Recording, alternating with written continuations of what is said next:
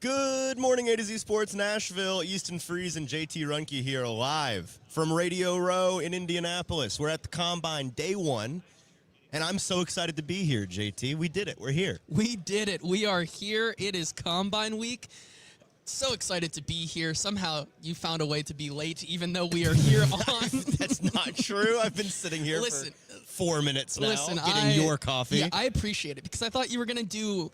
I was like, how is he not back already? And then I realized that you weren't getting workroom coffee. You were getting coffee from the Schultz-Rappaport arena. That's right. So I needed to see if anything was going on over there. That is true. So I do thank you for that. I am so excited to be here on Radio Row for the first time ever. Right. I think it's your first time on Radio Row having a table. Absolutely. We are so excited to be here. We are literally right in the front here. We see everybody coming through. So excited to be here. Day one, we're going to hear from all the coaches and GMs today, specifically Robert Saleh. Well, not all of them, most of them. Yeah, most of them. We have Mike Borgonzi tomorrow, but Robert Saleh today, first time getting to talk to him about football things in this draft class. That's going right. to be very, very exciting. I'm so excited to be here. Let's get live chat. Good morning. Here from Indianapolis. Let's get this thing going. A wild Paul Kaharski There appears. he is. Good morning, Chief. This is all new, right? So if we sound Very funny, new, if we're too low, too high, let us know. We will adjust that. I think we look fine, so that's exciting. We've got some interesting topics to talk about today because, like you said, Robert Saleh is speaking today. We will talk to him at, 1 our time, right? So noon Eastern, Yes. noon Central time. Correct. So for those of you back home in Nashville, noon, keep an eye out keep an eye out around 11:30 for some local stuff because we're going to talk to him. The locals are a little bit ahead of time, and then he'll be at his big podium making his national debut at noon your time. And then we also got a little bit of news yesterday that's now spilled into today about the Titans rebrand that we've been talking about here on the morning show for a couple of weeks now. But the Titans themselves have now acknowledged that the thing is a thing. Yes. So things are in motion, the timing of which, by the way, kind of strange, kind of early. We'll dive into what we think it all means. We're excited to be doing it with you all. Let's see what the chat says. PK just mooned them and then ran out the door giggling. That is what happened. You guys missed it. It was behind the camera. Sounds like we sound great. Fantastic. Daniel Caribbean says you guys sound good. Tiffany says nice setup. Jeff says this sounds and looks so much better. A to Z tech upgrade. Well, we've got a very nice audio board that we found out when we got here has sound effect buttons. Yes. So I don't know if I'm hoping that they can hear that. We got some clapping. We might have to make fun of some people. Yeah. Is there a boo? Oh, ooh, sparkly twinkles this morning. Something spooky. And crickets. crickets. So, yeah, We if you are say so something excited. really lame, then the crickets might come for you. Yes. Okay, so let's talk about what we're actually here to talk about. Yeah, well, first of all, I think we should kick off the show. That's what I was going to do, Oh, but okay. you go ahead and tell the folks what we need to do. I will. Okay. Well, yeah, we are getting fancy. Good to see all of you guys here this morning. Need a couple things from you guys before we get started. First and foremost, if you like the setup, you think we sound good, we appreciate you guys being here. Hit that like button if you're on YouTube. Hit that subscribe as well so you don't miss out on any of the content we're bringing you this week. And we are going to bring you guys so much content from the NFL Combine this week. So hit that like button. Hit the subscribe as well. Hit that notification button as well so you know when we go live every single morning around, I guess for us, it's what, 9:05, 9:10, but for the lovely people back home, it is still Central Time, so 8:05, 8:10. That is how time zones around work. there, correct. And then if you're on Facebook, we appreciate you guys jumping in here with us today. Hit that like button, like the show, share the show with a Titans fan of yours in your life so that we can get this thing going, get as many people here in the show as possible. And Easton, let's kick off our first Combine show. Yes, we have taken plenty of people's time not talking about the real thing. So welcome into the A to Z Sports Morning Show live on a Tuesday morning from Radio Row in Indianapolis at the NFL Combine. We are live every weekday morning at 8:10 Central Time, streaming on Facebook, YouTube, and Twitch. Our links are tweeted out segment by segment on our Twitter feed at ATOZ Sports. Follow us on Twitter as well as on Instagram and on TikTok for all of our Titans coverage. And also follow us at the link that I am sending in the chat now. This is where you can follow us on Google. It's going to make A to Z Sports a preferred source of yours for whenever you are searching sports things. We're going to get our stuff in front of your eyes, and you're going to get the source that you want in front of your eyes. So it's a win-win if you ask me. Follow us at that link that I just sent in the chat. Got to thank our sponsors for making the show happen and helping out you all at home. The Bone and Joint Institute, the region's destination for comprehensive orthopedics and sports medicine. Check them out at boneandjointtn.org.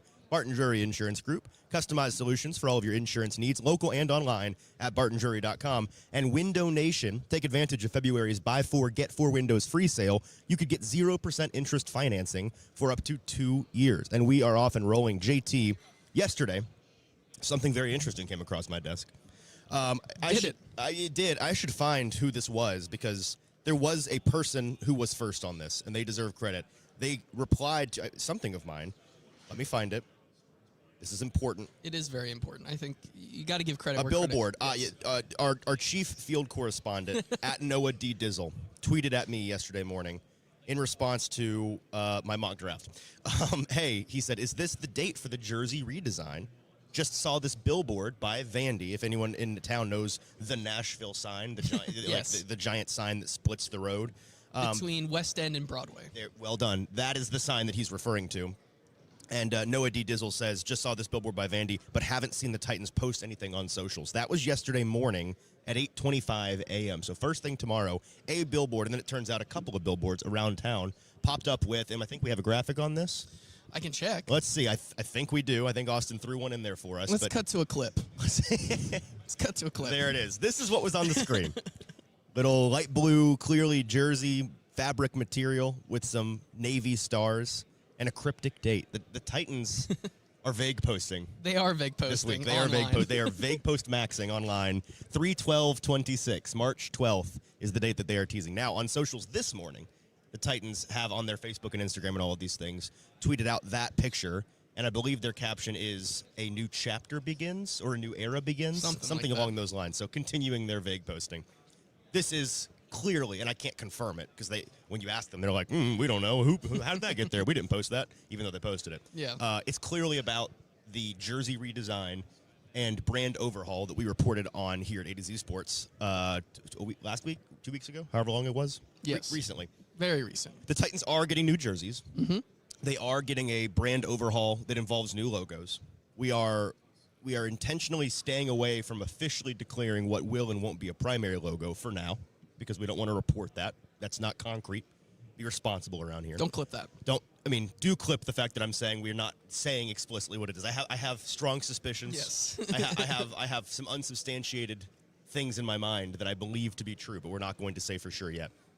What's interesting to me about this, JT, is the timing and the Navy, because one of the things we were half jokingly referring to when we first discussed this on the morning show was, hey, are they just the blue now? What happened to the two-tone blue? They're the one-tone blue.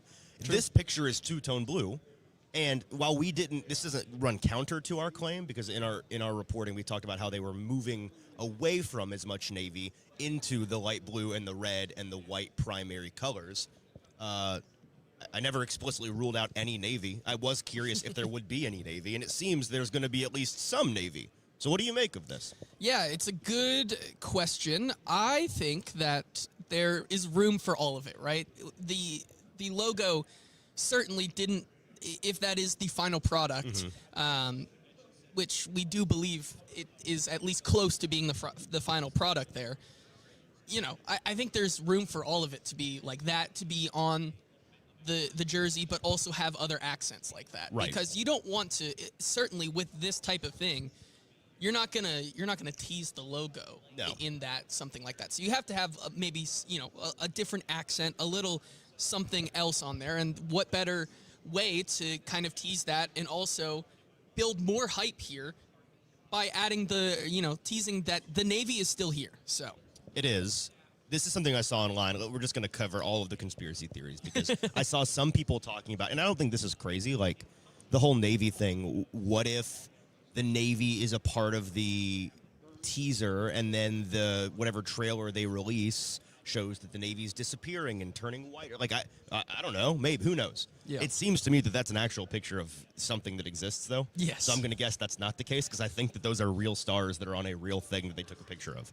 I also saw, and Daniel Caribbean points this out in the comments, the space between the top two stars creates the shape of the Titan sword, which is, in this picture, you can kind of see it, I guess. Does it?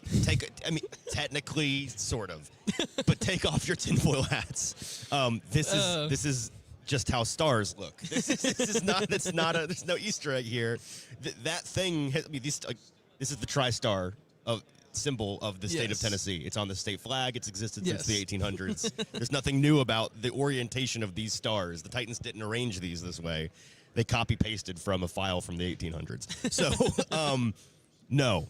No on the – I mean, I'm not saying the sword's disappearing for what it's worth. We did report that there will be less sword and Greek mythology imagery. I'm not saying that there will be 0 swords, but that ain't a sword. That's just stars. The timing is the other thing, JT. Yep. Because 3/12, March 12th, is the second day of free agency. So free agency week starts with the 9th, which is that Monday. And that's when the legal tampering period opens for 48 hours.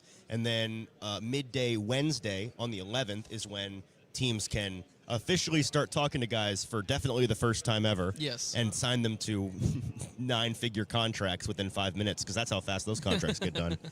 And then the following day, that Thursday, is when they're going to do something.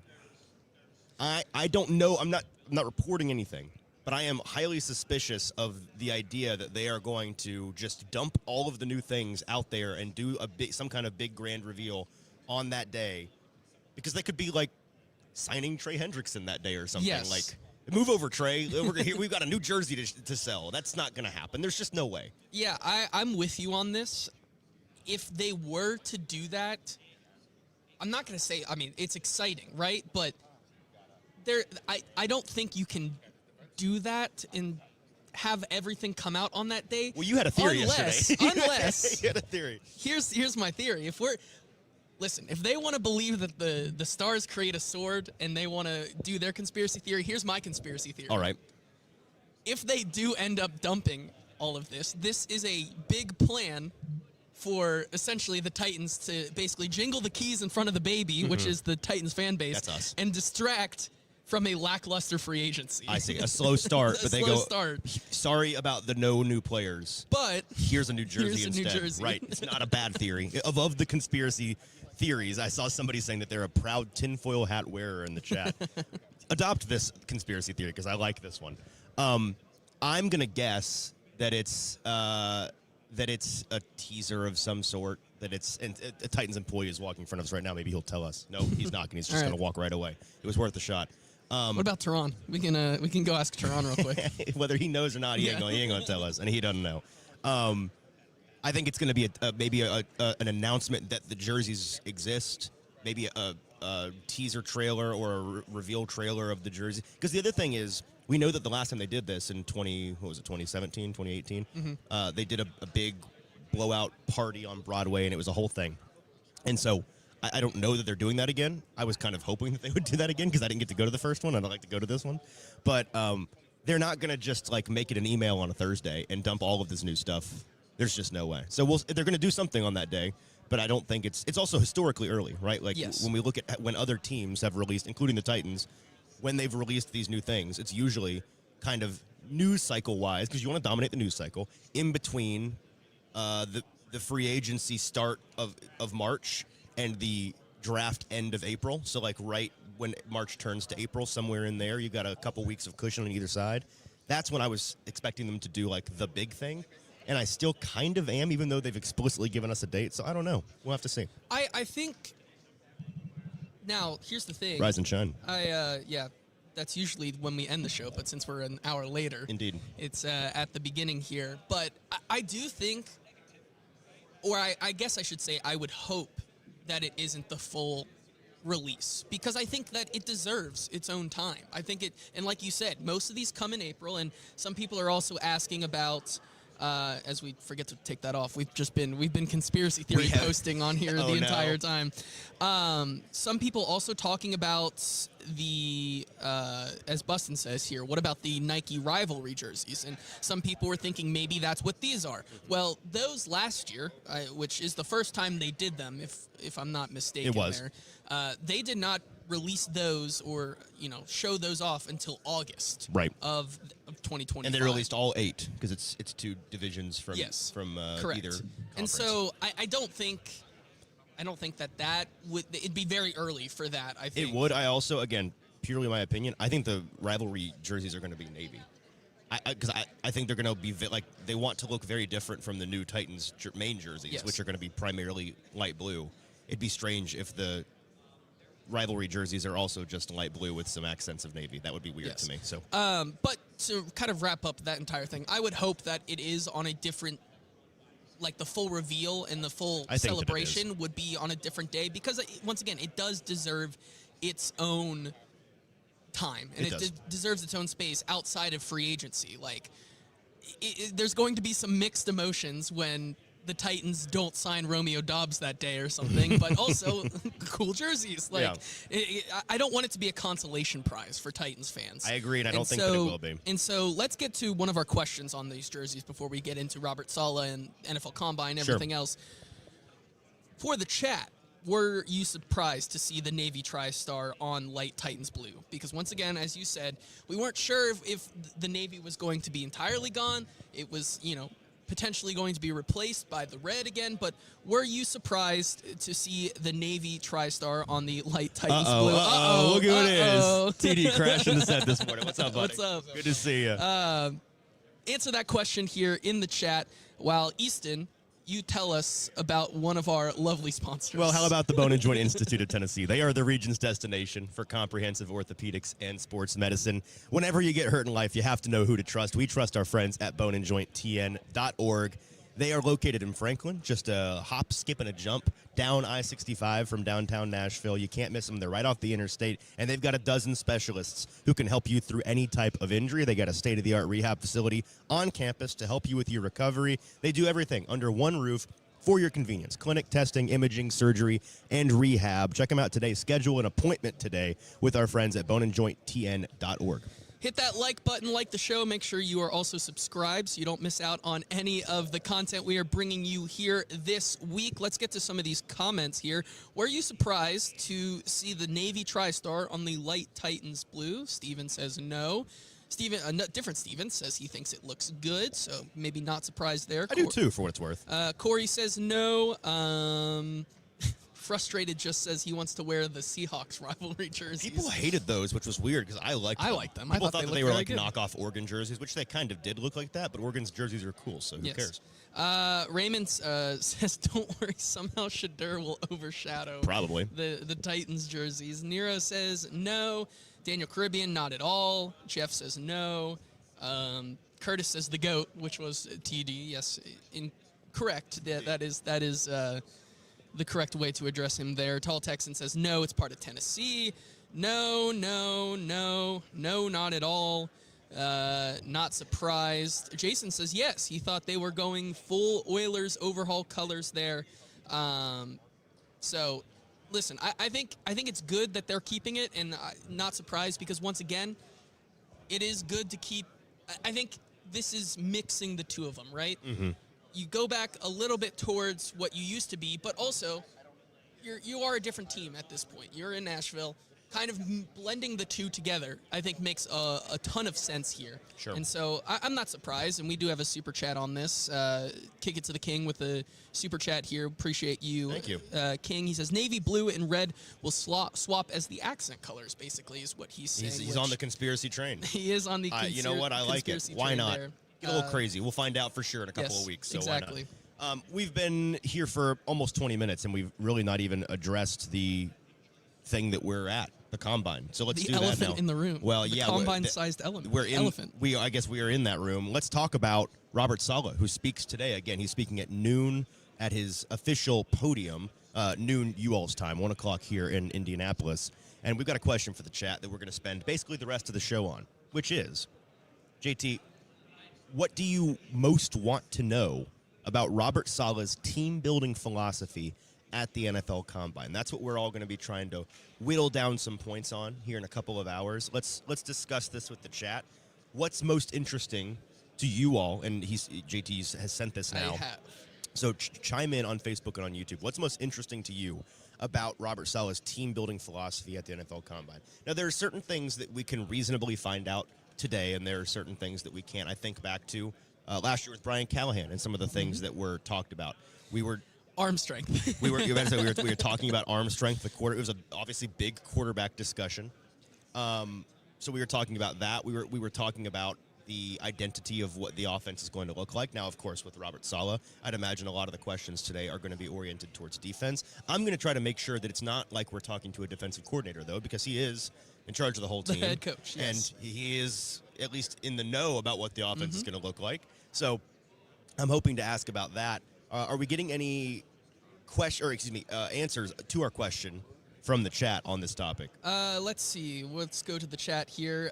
Jeff says, how, in all caps, how will he fix the offense, a.k.a. wide receiver? Jeff, wanting to get to maybe potentially Robert Saleh's thoughts on Carnell Tate. Sure. Just one person that Jeff might like there. But I think it is an important question to ask because, like you said, I do think a lot of it will be defensive heavy because that's what he is. That's his side of the ball. He will be calling the plays. That's, it is his defense. But also, you do need to figure out how to help Cam. It was one of the big reasons Robert Saleh said he wanted to come here and kind of hitch his second go at being a head coach to the Tennessee Titans because he believed in Cam. And if he believes in Cam, I think he would want to help take Cam to that next level. So right. I think it is very important for that.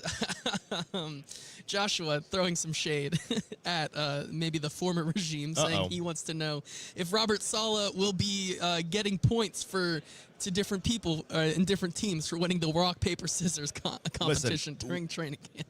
Word of advice to Robert Saleh, even if you are planning any kind of games or fun with your team, just keep it in-house. Just keep it to yourself. I'm supportive of the fun and games, but the people, no, they are not. So don't let the people know.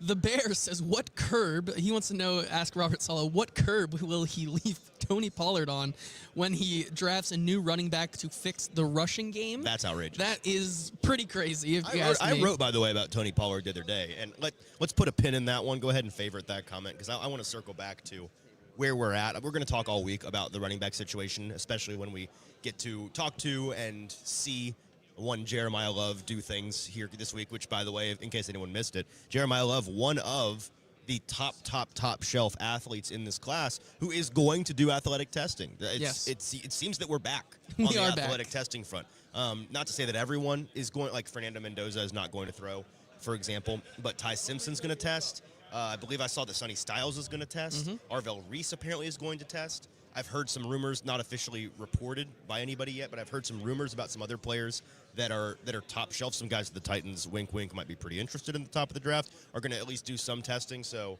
that's exciting because we want numbers on these guys. Players are coming back to the Combine to compete this time around, and I'm excited for that because competition is back. It is, because there are some aspects of the Combine where you kind of go to the actual testing days, and you're sitting there, and all of these players, these are important numbers, but like, I think last year especially, you were looking at 4th and 5th round guys all day testing, and it's like, well, this is a good data point. We want to see some of the guys compete, and I think we're all going to be excited when Brennan Thompson runs a very, very, very fast 40-yard dash here in a couple of days. But also, what is his impact going to be in the NFL next year? Minimal. Yes. Right? These other guys that we're talking about, Love and Styles and Reese, those are guys that are going to be playing in significant positions on Sundays here in a couple of months.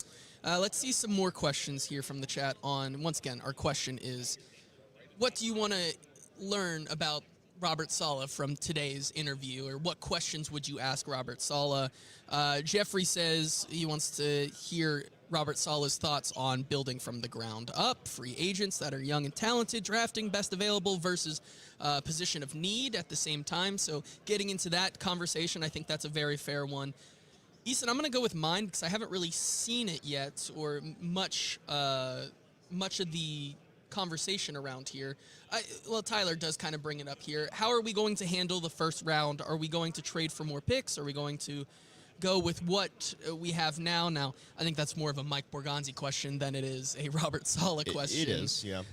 But the first round, I think there are some ways that we can learn a little bit more about what the Titans might be preferring, specifically in an edge rusher. Once again, we've talked ad nauseum at this point, and we will continue to talk ad nauseum about how it really, really, really feels like the Titans are going to go edge in the first round. Right. You know, there are 3 promising edge rushers, 2 for sure that are going to rush off the edge, 1 that maybe We don't know exactly what he's going to be yet at the next level, but all three of these guys have their different flaws. It's more of a pick your flavor of flaw, right? Ruben Bain with the arm length, David Bailey with the can he play on all three downs, and then of course Arvell Reese. Is he actually projecting to be a full-time edge rusher or not?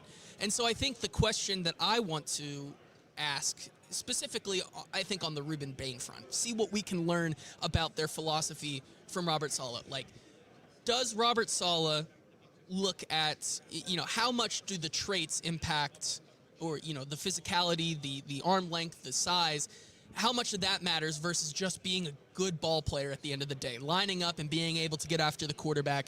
How much of that is Robert Saleh looking at when he's looking at these players? I think it's a very important piece of information to find out, because then you can go forward and we know what Mike Borgonzi likes in players, we know what Chad Brinker likes in players, but finding out what he and his staff, because they have had many different types of edge rushers over their time in San Francisco, in New York, things like that, I think is what I want to find out from Robert Saleh today. So that's where I was going to take this. Not one question, but really a series of questions. The big picture that I'm interested in with Saleh in particular is what makes his philosophy different from Mike Borgonzi and Chad Brinker and the rest of the front office. We do have a general feel for what those guys want to do. We know they want to be drafted and developed. They not only say that, but I think, and we're going to find out, I guess, here in a couple of weeks, I think that they really do mean that, and that they are putting their I'd say putting their money where their mouth is, but I guess that they're holding their money where their mouth is on that front. They're putting their capital where their mouth is. That's right, exactly.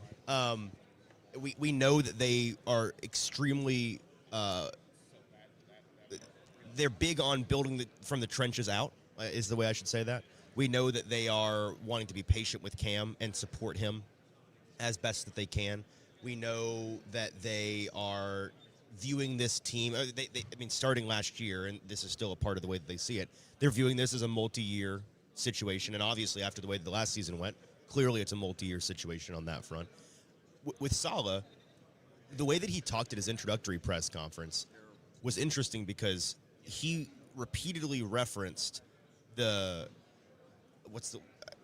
dedication, I guess is the right word, or like the commitment is the word that I think he used a lot about Amy Adams-Strunk specifically. Her commitment to this team, this build, his vision. And to me, you don't mention an owner's commitment during a hiring process over and over and over like that unless it's about money, right? Yeah. Because what can an owner commit to you in the near term? In the long term, it's patience and time and understanding. In the near term, it is cash flow. And so that to me read as, oh, okay, well, he has some ideas of guys that he wants to go get. They have more money than anyone else to spend in free agency this year. So I think he has a pretty decent idea of what that's going to look like. Is he going to tell us specifics on that today? No, but can we get a better feel for what and how much this team is looking to do in free agency today? I think that we can. I think so. And there's so many different ways to attack it, and we're going to try our best to pry and prod and see where we can get. But those are the big questions, right? Figuring out where they will pick and choose their battles in free agency, and where they look to really put, like you said, their draft capital, maybe all the draft capital eggs in one basket, and try to develop superstars for this team to take them to that next level. A couple of other things from people in the chat here, and continue to chime in because we're reading the chat this morning. Some ridiculousness in here as well. Where did this go? Oh, talking about trade down. Mm-hmm. I kind of planted my flag on this yesterday with Ryan on the morning show, and I wrote it in an article at AZSports.com that you can go and read about the 5 biggest questions that I'm looking to answer this week at the Combine. But and maybe by the end of this week, I'll already be saying Easton was an idiot a week ago. Don't listen to him. I really do think that they have 4 players to choose from at the top of the draft at 4. I do not think that a trade down is going to be an option for them or anybody else in the first round. Now, an interesting, if I'm going to play devil's advocate to myself here for a minute, what's interesting is, and I wish I had the official numbers in front of me, but I think it was Nick Suss talking about this earlier, that when you look at all of the first round trades from the past, and 10 years, however long he went back, there have been like 25 of them. And it may have been Zach Lyons doing this. I'm not sure. And only like 4 or 5 have been for a quarterback. So there have been a lot of kind of micro moves in the top 10 for, I mean, last year we saw, I mean, it wasn't a micro move, but we saw the Travis Hunter trade last year be the talking point of the first round, completely overshadowing the drafting of Cam Ward. That is a possibility that somebody moves up or down a spot or two and the Titans get to go from 4 to 6 or 4 to 7 or whatever. But when I look at this draft class, I just don't see any player at the top. Because with Travis Hunter, for example, that was a big investment for not just a premium player, but on paper, a double premium player, right? The thing that's interesting about this top 10 is that the best players are at non-premium positions, right? Yes. It's a linebacker and a running back and a safety that we're talking about as like the blue chippers in this class. And the quarterback's off the table because he's going first. So is somebody trading a ton of capital for a non-premium position in the top 10? I'd be shocked. Is anyone trading a bunch of capital for a guy that we all kind of see as non-blue chipper edge rushers and receivers, but really good was red chippers? What's the next? Purple chippers? Whatever it is. Good question. I have no idea. There is an answer. I'm not sure what it is. I also am skeptical of that. It's happened before. People have traded more for less before. But I just don't think the Titans are going to get that opportunity. So I think it's one of the 3 edge rushers we talked about, Reese Bainer-Bailey, or Carnell Tate, which I know that you and I see Carnell a little bit differently. Later this week, we will throw hands in a Starbucks over that over that topic. And maybe we'll bring a camera along. Yeah. So I think it's one of those 4 guys. I don't know if you feel differently about that today. I think that's why the Combine is so great, because you really get a feel for who could potentially be the surprises here.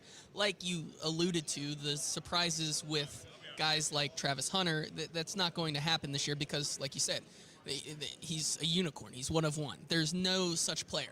I think there is a world where, it's a very small chance, but could Ty Simpson play into all of this? And one of those teams like a Cardinals or a Jets, potentially, he does so Rams. well for himself. Yeah, exactly. That he does so well for himself Steelers. that he becomes worth that top 5 potential. It'd be one of the all-time draft season riser situation. Like team Correct. had too long to talk themselves into, because I mean we see this all the time, right? Yep. We saw last year Tyler Shuck go before a lot of people thought that he was going to. We saw Jackson Dart go before people thought that he was going to. Like if you flash back to the Senior Bowl last year and see both of those guys and talk immediately after with teams and coaches and GMs, they're all like, yeah, I just don't know. I don't see any first rounders here. Yeah. And then you have 2 guys going the top 40 picks, right? And so that's just the way that this goes, and the quarterback position is one of those. Like I said, you never know. very, very small world. I'm also old enough to remember when Ty Simpson was number 1 on a lot of boards in November. Yes. So that was a thing at one point. All that being said, I don't think that he's going to go anywhere near that high. I think there's, once again, we have to essentially live in La La Land to find a trade down scenario right now. Sure. Unless, like you said, a team in that 7 to 10 range really values like a Carnell Tate and he just rises above everyone else, or really values one of these guys. But like you said, we've been talking for so long so far this draft season about how this draft class just doesn't have the blue chip potential like many of the other ones we've seen in the past couple of years at the top. And I think you're going to find it hard pressed for a team to go out there and give up 27 capital, which is maybe the exact opposite of this draft and has maybe too many blue chippers, to go get one of these guys. Too many blue chippers. That's never happened. We're going to get to more of your questions and comments here in just a minute, so keep it coming on Facebook and on YouTube. What are your thoughts on Robert Saleh's press conference, his national debut today at the Combine, coming up at noon Central Time? Maybe propose some questions. We're all ears. We're going to be there, and we've got some questions written down, but it's not too late to add to that list, so let us know. Let me real quick tell you about our friends over at Window Nation. February is a fantastic time of year to get some new window treatment in your home, and there's no better company to contract with than our friends at Window Nation. They are running a deal right now where you buy 4 and get 4, JT, so that's 8 for the price of 4 for the math majors out there. You could get up to 0% interest financing for 2 years. Austin did this. He has Window Nation windows in his home. Ask him about it, and you'll get a 2-hour diatribe on silver in windows and the importance of that. But he is currently, he's currently paying them, but he's also not paying them because they push your payment plan so far into the future that, frankly, it becomes like subscribing to Netflix. Like that's frankly what you could set yourself up for with some new windows in your home, increase the property value of your home, and also just love the way that your home looks, love the natural lighting in your home, love the impact on your heating and cooling bill in your home because of the insulation that some new fantastic Window Nation windows can do for you. You got to call them today, 866-90-NATION. They're going to schedule a fast and free estimate with you. They'll come to your home, no pressure, no gimmicks. They're just going to show you what they would do. And if you don't want to buy that day, that they will shake your hand and go on their merry way. Check them out at 866-90-NATION or at windownation.com for that fast and free estimate with the pros at Window Nation. So, JT, another topic of conversation is, a super chat from Kick It to the King. This is funny. We can address this. Ward, on his YouTube stream last night, said that he wants Bane. He also was at Nash Cards, a trading card brick and mortar store, actually like within walking distance of my home, on Saturday, doing a Topps Rip night. And during that, one of our other chief field correspondents, who I think it was Stoned Titan on Twitter. I think so. He was saying that was something that Ward said when he ripped a Ruben Bane card and said, "Hey, there's our first round pick." It is very funny to me that Jeff and Cam, the two most influential members of this entire roster right now, are openly campaigning for that guy. With Cam, it's like, well, duh, he's his teammate at Miami. He just was interacting with him when he was at all the playoff games here a couple of weeks ago.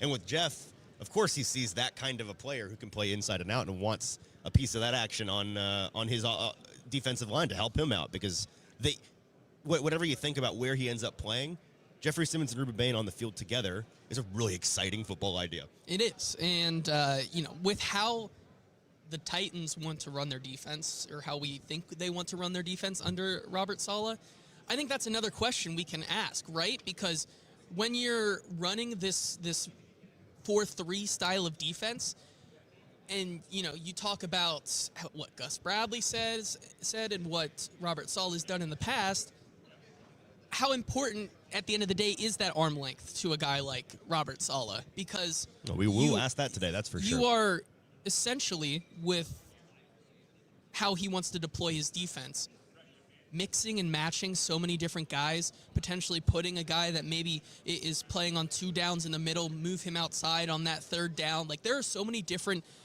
ways that you can use a guy like Ruben Bane in a Robert Saleh, that maybe at the end of the day the arm length doesn't matter. And so, not to get too far off track with that comment, but sure, like, it makes I can see where both of them are coming from. Once again, Cam Ward, duh. Jeffrey Simmons, I think with how they want to deploy their defense, it's a really nice idea to get both of those guys, 2 guys who just win, despite, Ruben Bane's flaws. They just win. Getting those 2 guys on the line and figuring it out later could be a really exciting thing.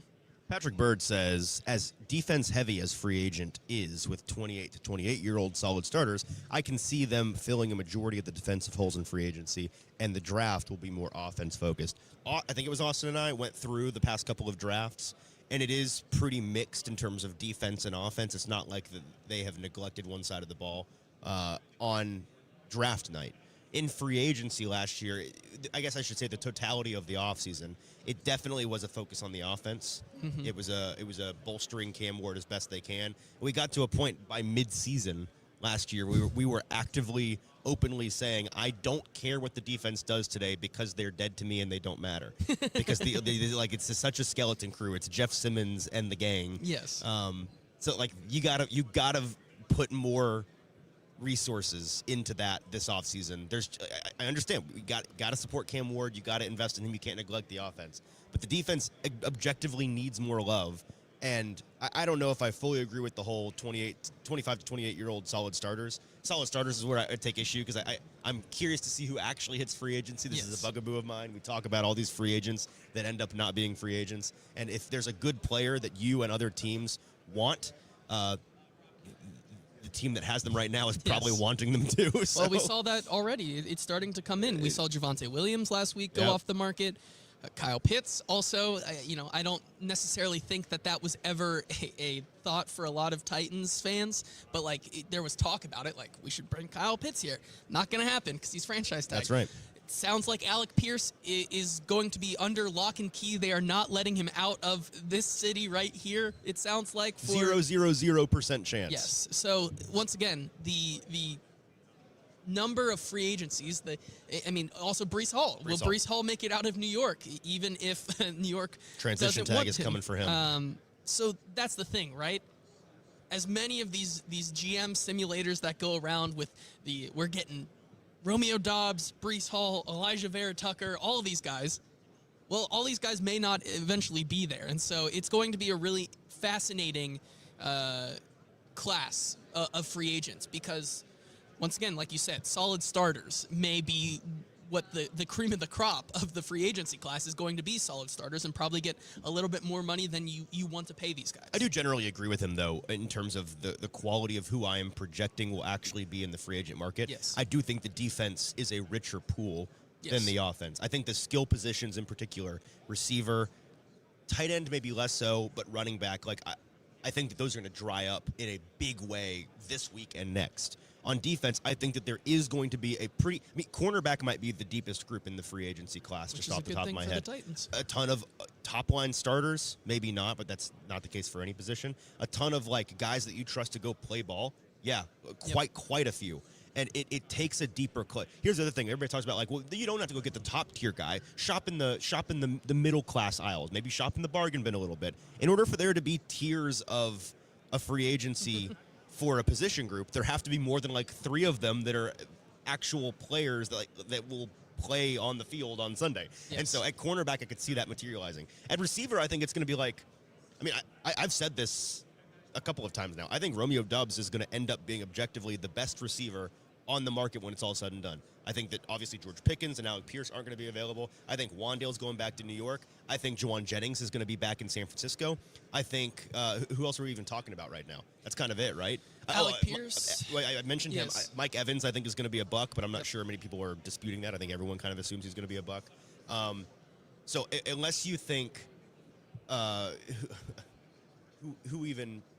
This is a 35-year-old in Washington that you could go and get. Yeah. So, it's Romeo Doubs. I think Romeo Doubs is going to be maybe by far the best option on the board, and he's going to get overpaid objectively because of that. And so do the Titans want to step their foot into those waters? I don't know. Yeah, it's going to be a fascinating conversation to have. I mean, yeah, the kind of guys, the level of guys that you potentially think might be. Now, there are some that could be in that. Somebody mentioned Ayuk. We missed Ayuk. Hey, he will be available. That part's true. The one that I think is a little interesting, but doesn't necessarily. You also have to talk about fit on this team for wide receiver, right? Because does a Rashid Shaheed necessarily have a role on this team that Chimdike doesn't already do for you? A guy down the field, in the middle of the field there, that type of role. Can I answer that question? Sure. The answer is yes. I know that we were big fans of Rashid Shaheed coming out in his time in New Orleans when people weren't paying attention to him because he was on a crappy team. Yes. But there were a lot of weeks where it's is this guy better than Chris Olave? And the answer is no. Yes. But he can ball. He can hang with the Chris Olaves of the world. And when Seattle went and paid for him in a trade deadline move, they weren't going and spending draft capital on we're a punt returner away from the Super Bowl. Sure. They went and got a guy to play receiver, and he did that. Now, as a returner, he did some of the most electric things that we remember from their Super Bowl run, but he is useful in more than just a returner role. But if he hits the market, which I think there's a decent chance that he does, just because Seattle has so many players to sign, and they're having to pay the Super Bowl tax. That's how it goes.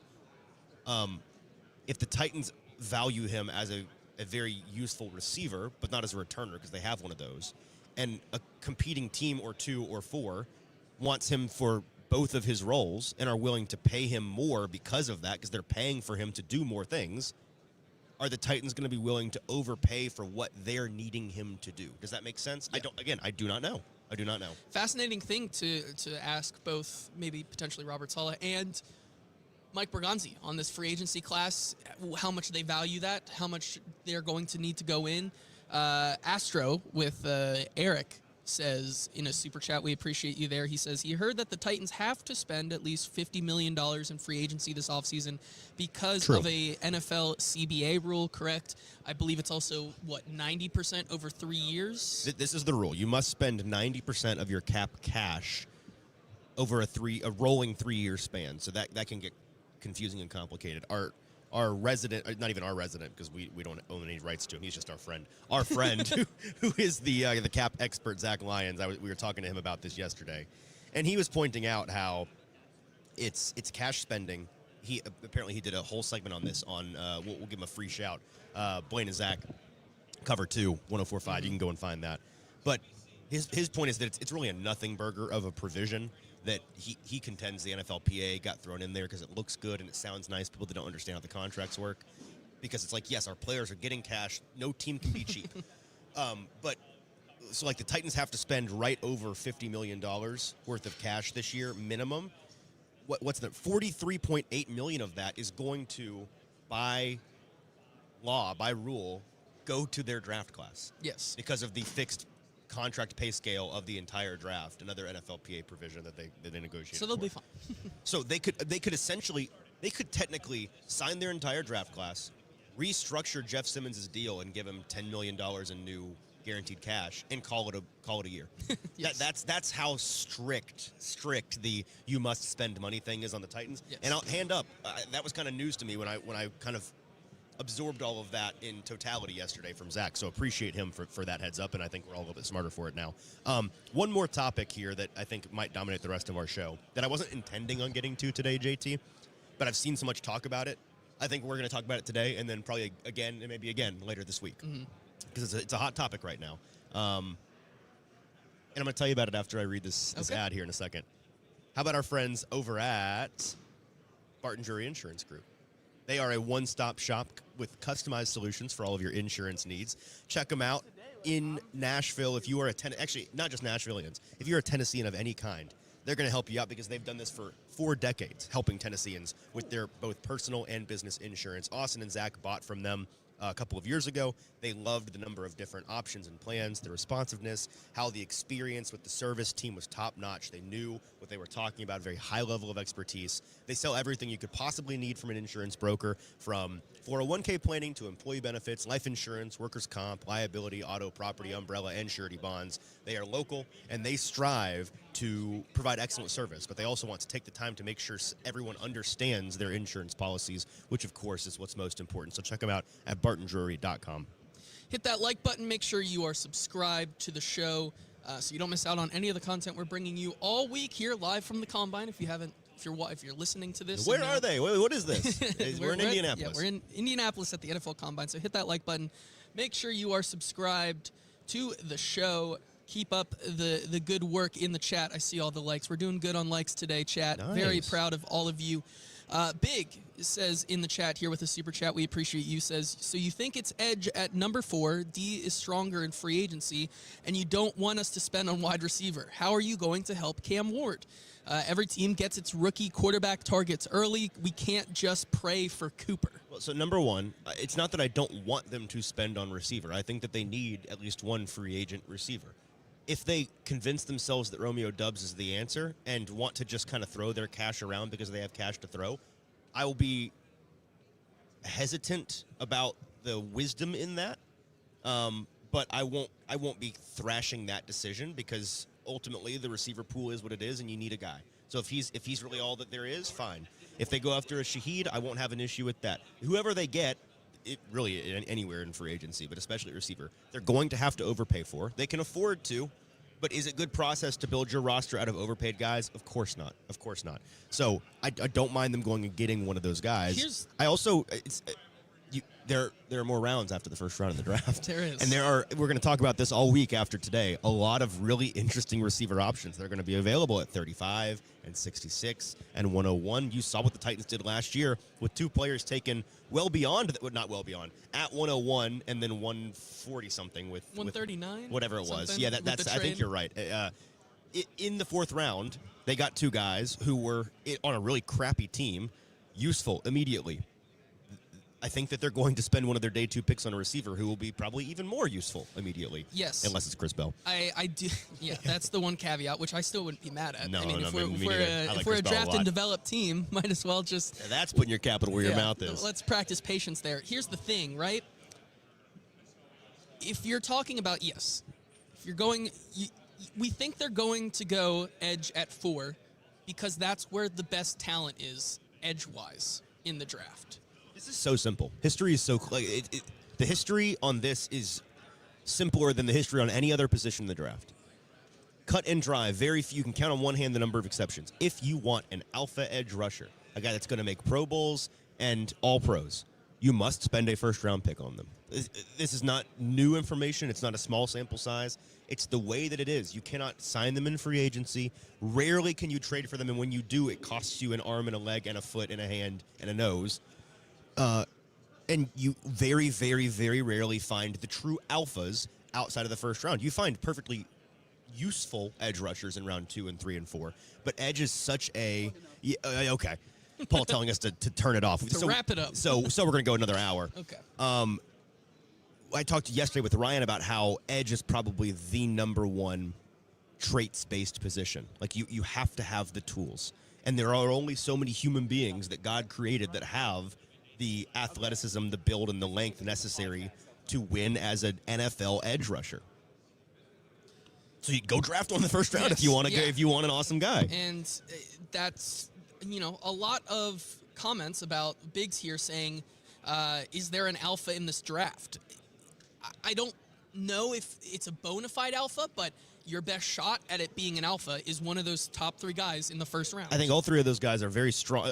There's no such thing, unless we're talking about Myles Garrett, there's no such thing as a surefire alpha player at any position. But I think all 3 of those have very strong alpha traits that, best case scenario, could absolutely become alphas in the NFL. Now, somebody calling me out on some hypocrisy that I need to clear up. Hashtag QJ says, Easton, when I mentioned them drafting Chris Bell and keeping Ridley the other day, you and Austin told me there's no way they'd do that. I'm not speaking out of both sides of my mouth. There is no way that they'd do that, I think. In my opinion, I would not have an issue with it if they did it.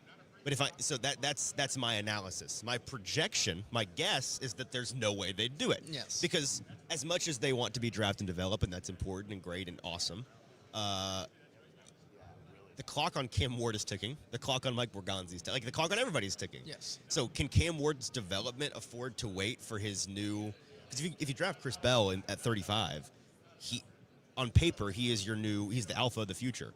But you're waiting around almost or maybe the entire season for him to do anything. I don't think you can afford to do that, and that they wouldn't. Yeah, I think there's also, as people continue to talk about,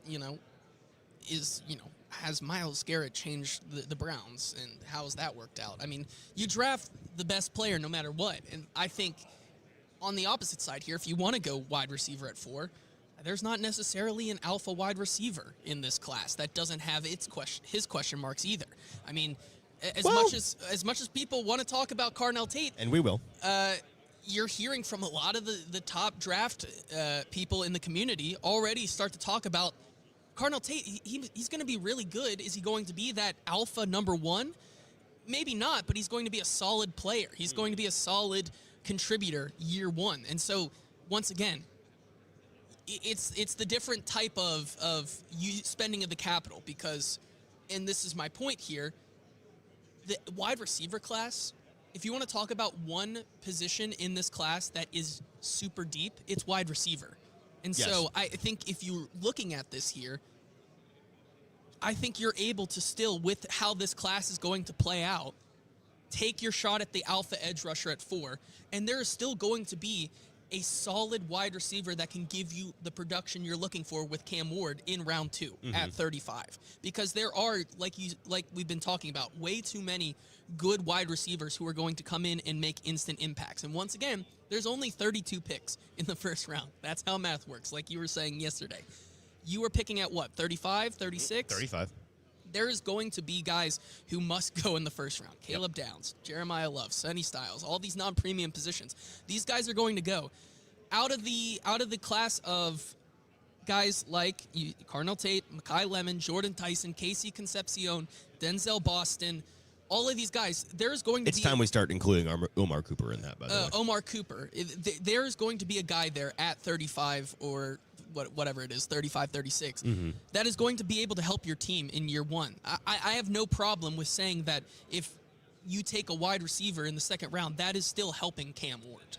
So a couple of things. Tall Texan says, even Garrett doesn't change the win total. Edge severely overrated. Okay, the Browns won 6 games this year. Myles Garrett absolutely impacted that win total. Yes. Also, no position impacts the win total significantly enough to matter unless you have a quarterback. So that's why quarterback is what it is. But if your quarterback is set, there are very few positions, arguably no positions, that are more impactful to the win total than edge and having an alpha edge. So I firmly disagree on that. Bork says Bell tore his ACL, he didn't lose a leg. Fair. And Tighten Up says Bell will be playing by week 8. Perhaps. He tore his ACL in November, I believe. The timeline for him to return is obviously individual to him, but one could imagine he's back doing football activities by around week 8. Like it's not that I think that he's going to do nothing this season in terms of rehab and getting back. But wide receiver 1 potential, correct. It's going to take another year to get back to that. He will have to build back up his cardio and his stamina. He will have to harden his body in real time, which is very difficult to do in the NFL. This is why the offseason is so important. He will have missed the physical reps of training camp, which is often understated how drastically important it is. Like, these guys just get left behind sometimes, and if you can't do anything physically throughout training camp as a rookie, there are things you're going to get left behind on. So, like, what kind of and he's obviously then going to be eased into an existing ecosystem where this team for a month or 2 or 3 has been playing without him. And so there's usually not, like, they're not keeping a chair open for you to just be like, okay, and all of a sudden you get 35 snaps. That's not how it works. So what kind of an impact will he have on a team by the end of this year? I don't think he's going to be having, like, real game-to-game impact until late December for a team. Best case. I really don't. Yeah, I think I'm with you on that. It definitely is going to be very interesting to see where these types of guys fall in the draft. And once again, I mean, the chat seems to think that wide receiver is a bigger need than edge is for the Titans, which... that's the nature of offense, right? That's the nature of offense. Very much I would disagree with that, but you're talking about, and we're going to get to this all week. I think you look at what the Titans have right now in offense. You look at, to bring this back to Robert Saleh, you look who is now heading up this team. It feels to me that Robert Saleh needs to get his guy on the edge. Sure. And you're going to have one of those 3 guys, because that's how the math works, with Fernando Mendoza at 1. Somebody must be there. Someone must be there, whether it's Reese, whether it's Bain, whether it's Bailey. There's going to be a guy there, and maybe they get lucky and 2 are there. Exactly. And I think you're going to have a hard time convincing me that Robert Saleh isn't going to prefer one of those guys versus yet another receiver to help Cam. Well, and that's why they're going to take Jeremiah Love at 4. That was going to be the topic of discussion, Jeremiah Love, that I teased earlier, and then we got off the track, and now we're at an hour, and you know what? I'm shelving it. It's a reason for folks to come back, because I know there's a lot of very strong opinions on Notre Dame running back Jeremiah Love. I have a strong opinion. You and I really haven't talked about it much yet, but maybe we disagree. We'll see. We're going to talk about that coming up this week. Multiple times, I'd imagine. I'm going to write about it. So keep it locked here. We have one thing left to do, JT, and that is throw some shade. So we'll throw some shade, and then we will get on with our day with a lot of content ahead. But first, can we? I'm getting there. Maybe. I'm getting there. You're lost. There it is. Right. Now let's throw some shade.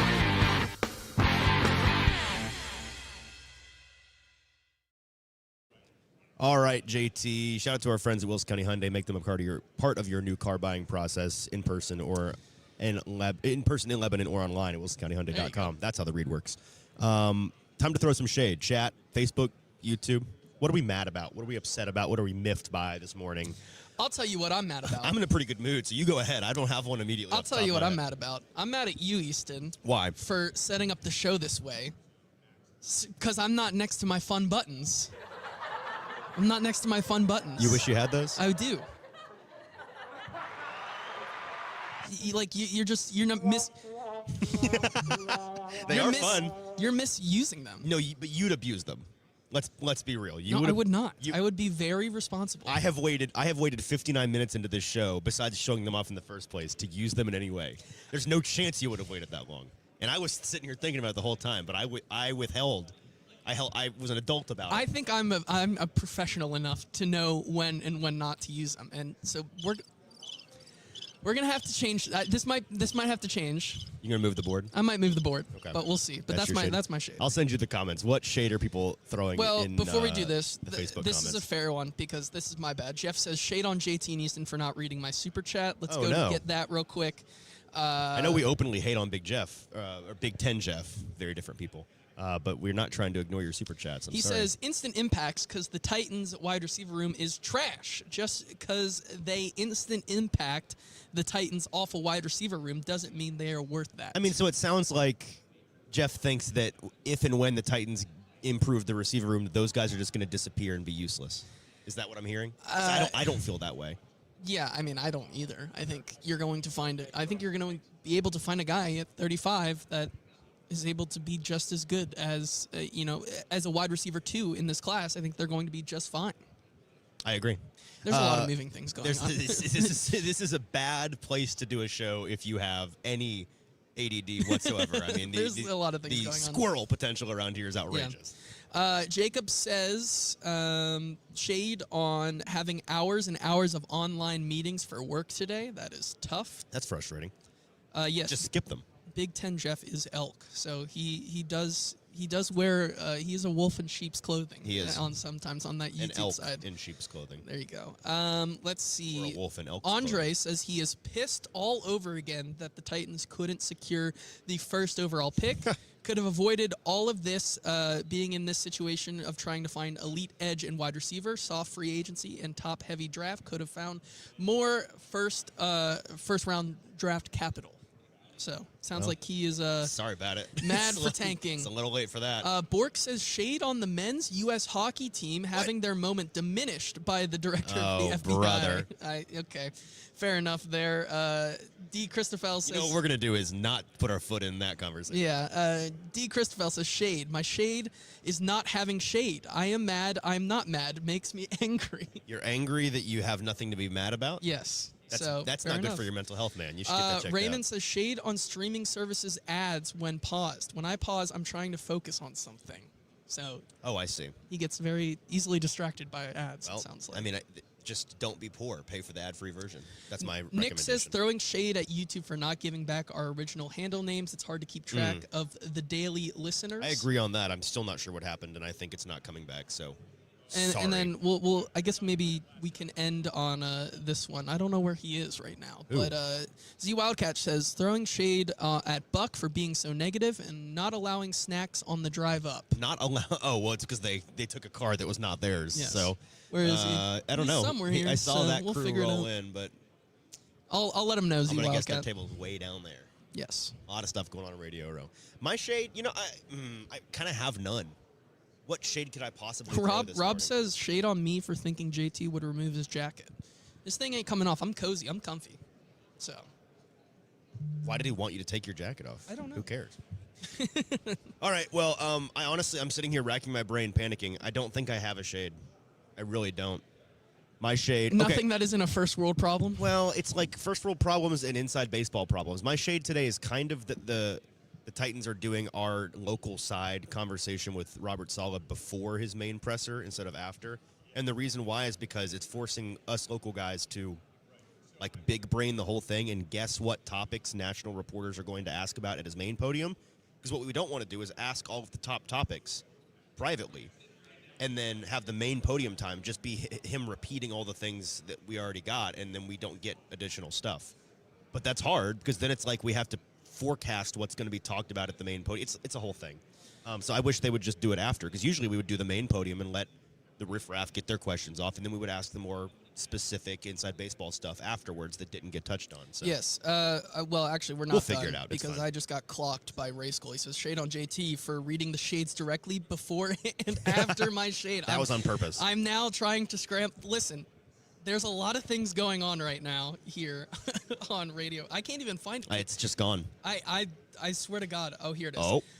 Shade at the Connecticut. the Connecticut snow cleaning being historically bad this year. Uh-oh. Well, do I have some bad news for you? You probably have more coming. Yeah, it's only getting worse, I'm afraid. We've got some friends, Ryan and Joe. Yes. As I've not checked in this morning, I'm guessing they haven't left yet, but they are going to be trekking via rental vehicle from New Jersey all the way here through the snow because all of the flights in the world got canceled. They are not alone. There's a lot of folks from the East Coast trying to get to the Combine today. So best of luck to them, and I hope everyone's travel plans go as smoothly as possible. Yes. I hope all of our friends get here in one piece, safe and sound, because we'll be doing a heck of a lot of content with them this week as the chat is now just turning on itself. Okay, well, I think that means it's time to be done. I can yell my shade at him. There you go. Okay, let's call it. Let's be done Let's here. do it. We've got so much more coming from the Combine. What do we have coming up, JT? We've got Robert Saleh at noon Central Time, so keep it locked for that. A lot of stuff coming from at Easton Freeze and at JT_Runke and at A to Z Sports on Twitter. We've got a lot of written content coming from me and others here at the Combine. Going to be doing a lot of interviews and stuff that will probably come out as the week goes on, so keep an eye out for that. And then Mike Borgonzi tomorrow. Buck, I believe, is doing primetime from here at the Combine, so keep an eye on that as well. And we'll be back with you from Radio Row tomorrow morning, same place, same time. Until then, for JT, I'm Easton. Have a great rest of your Tuesday. See ya.